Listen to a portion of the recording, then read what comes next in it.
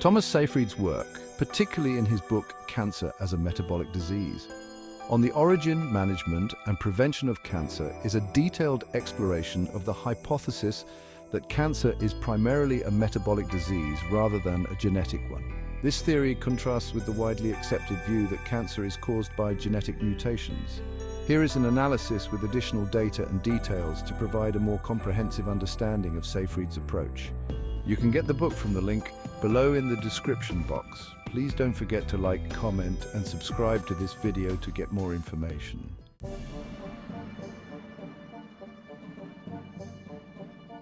The Warburg effect and cancer metabolism, the Warburg hypothesis origin.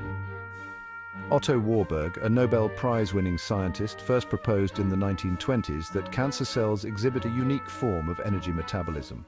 Unlike normal cells, which primarily use oxidative phosphorylation in the mitochondria to generate energy, ATP, cancer cells rely heavily on glycolysis even in the presence of oxygen, a phenomenon known as the Warburg effect or aerobic glycolysis.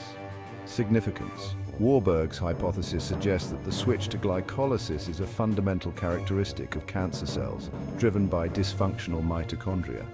This metabolic shift enables cancer cells to proliferate rapidly, but it also makes them heavily reliant on glucose. Metabolic reprogramming and cancer data on metabolic shifts.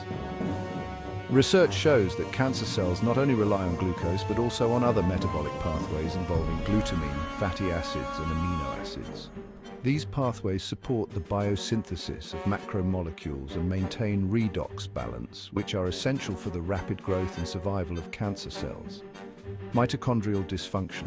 Seyfried and others argue that mitochondrial dysfunction, not just genetic mutations, is at the core of cancer's metabolic reprogramming. Evidence suggests that damaged mitochondria contribute to the reliance on glycolysis, leading to the accumulation of lactate and an acidic tumor microenvironment, which further supports cancer progression.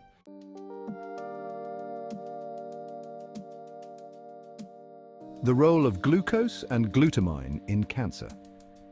Glucose-dependence clinical observations studies have shown that many cancers, such as glioblastoma, pancreatic cancer, and colorectal cancer, exhibit an increased uptake of glucose, which can be observed using imaging techniques like PET scans that track radio-labeled glucose analogs. Therapeutic targeting. By reducing glucose availability through dietary interventions, for example, a ketogenic diet or pharmacological agents like glucose transport inhibitors, researchers have observed slowed tumor growth in preclinical models. Glutamine addiction, glutamine's role. Glutamine is the most abundant amino acid in the bloodstream and serves as a critical nutrient for cancer cells, supporting anabolic processes, redox homeostasis, and nucleotide synthesis. Many cancer cells exhibit glutamine addiction, meaning they rely heavily on glutamine to fuel these processes. Pulsed glutamine restriction. Seyfried suggests intermittent glutamine restriction as part of his protocol. This approach aims to deprive cancer cells of glutamine while minimizing harm to normal cells, which can adapt to fluctuating glutamine levels better than cancer cells.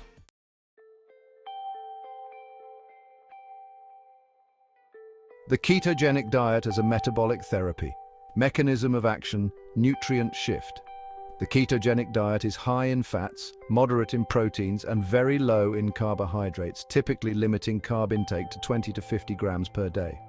This macronutrient composition forces the body to shift from using glucose as the primary energy source to using fats, producing ketone bodies in the process. Cancer cell. Vulnerability. Normal cells can utilize ketone bodies for energy, but many cancer cells, due to their mitochondrial dysfunction, cannot efficiently use ketones, making them more vulnerable under ketogenic conditions. Clinical evidence, preclinical studies.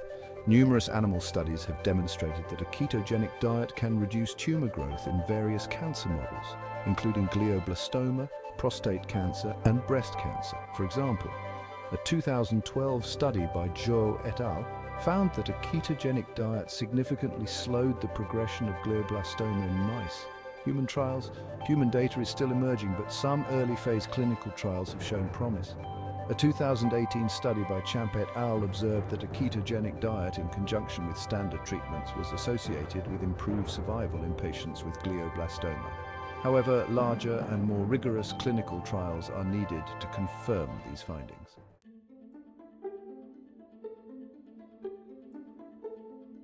Seyfried's Metabolic Protocol. Comprehensive strategy.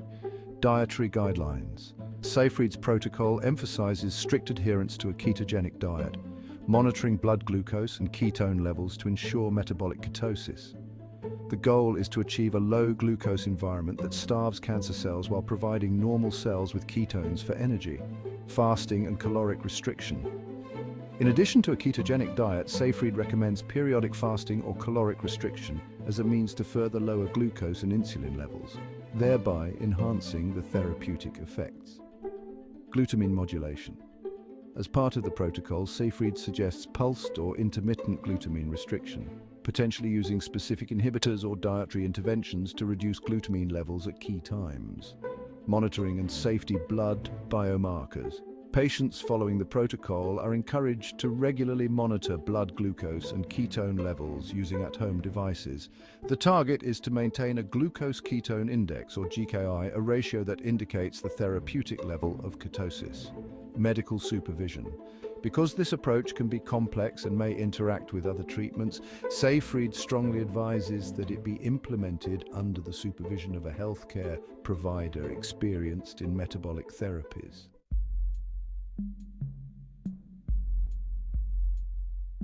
Challenges and controversies. Scientific debate. Genetic versus metabolic theories.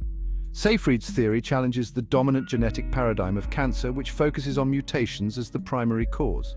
While there is growing interest in the metabolic aspects of cancer, many researchers argue that genetic mutations still play a central role and that metabolic changes are secondary. Mixed clinical evidence. While preclinical studies are promising, the clinical evidence supporting the efficacy of metabolic therapies like the ketogenic diet in cancer treatment is still in its early stages. More robust and large-scale clinical trials are needed to establish efficacy and safety. Practical considerations. Dietary adherence. The ketogenic diet can be difficult to adhere to long-term due to its restrictive nature, and not all patients may respond similarly to this diet. Moreover, nutritional deficiencies and other side effects can occur if the diet is not carefully managed. Individual variability. Cancer is a highly heterogeneous disease, and what works for one type of cancer or individual may not work for another. Personalized approaches that consider the genetic and metabolic profile of the tumor may be necessary.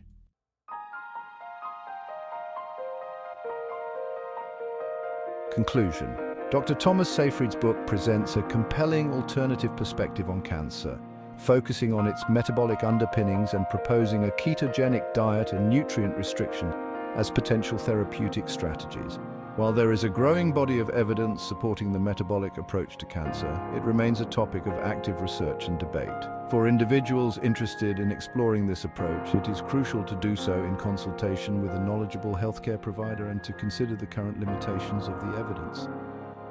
You can get the book from the link below in the description box.